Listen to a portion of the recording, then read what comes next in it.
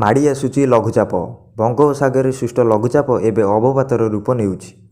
ଏହା ପ୍ରଭାବରେ ରାଜ୍ୟର ଅନେକ ସ୍ଥାନରେ ଲଗାଣ ବର୍ଷା ଜାରି ରହିଛି। ଆସନ୍ତା 15 ତାରିଖ ପର୍ଯ୍ୟନ୍ତ ରାଜ୍ୟରେ ପ୍ରବଳ ବର୍ଷା ଜାରି ରହିବା ନେଇ ପାଣିପାଗ କେନ୍ଦ୍ର ସୂଚନା ଦେଇଛି। ଅନ୍ୟପଟେ ଏହି ଅବପାତଟି ରୂପ ବଦଳାଇ ଏବେ ବାତ୍ୟାରେ ପରିଣତ ହେବାର ଆଶଙ୍କା ମଧ୍ୟ ରହିଛି।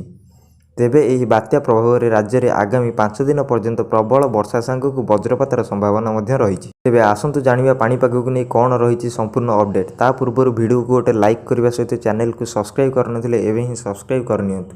ବଙ୍ଗୋପସାଗରରେ ବଳ ଗୋଟାଉଛି ଲଘୁଚାପ, କାଲି ଅବପାତ। ଗୋଟିଏ ପଟେ ମହାନଦୀ ଫୁଲୁଛି, ଅନ୍ୟପଟେ ବଙ୍ଗୋପସାଗରରେ ସୃଷ୍ଟ ଲଘୁଚାପ କ୍ରମେ ଘନୀଭୂତ ହୋଇ କାଲି ସୁଦ୍ଧା ଅବପାତର ରୂପ ନେବାକୁ ଯାଉଛି। ଫଳରେ କାଲି ଯାଏଁ 7 ଜିଲ୍ଲାକୁ ଓ ତା ପରଦିନ ସକାଳ ଯାଏଁ 10 ଜିଲ୍ଲାକୁ ରେଡ୍ ୱାର୍ଣ୍ଣିଂ ଦିଆଯାଇଛି।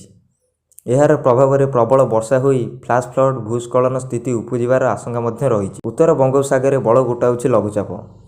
କାଲି ଏହା ଘନୀଭୂତ ହୋଇ ଅବପାତର ରୂପ ନେବ ବୋଲି ଆଶଙ୍କା ରହିଛି। ଏହାର ପ୍ରଭାବରେ ଓଡ଼ିଶା ଓ ଉପକୂଳ ଆଖପାଖ ଅଞ୍ଚଳରେ ଘଣ୍ଟା ପ୍ରତି 45 ରୁ 50 କିଲୋମିଟର ବେଗରେ ପବନ ବହିପାରେ। ଏହା ସହ ସମୁଦ୍ର ଅଶାନ୍ତ ହୋଇଉଠିବ। ପାଣିପାଗ ବିଭାଗ କହିଛି ଯେ ଲଘୁଚାପ ଅବପାତର ରୂପ ନେବା ପରେ କାଲିଠୁ 2 ଦିନ ଧରି ରାଜ୍ୟବ୍ୟାପୀ ବର୍ଷା ଲାଗି ରହିବ।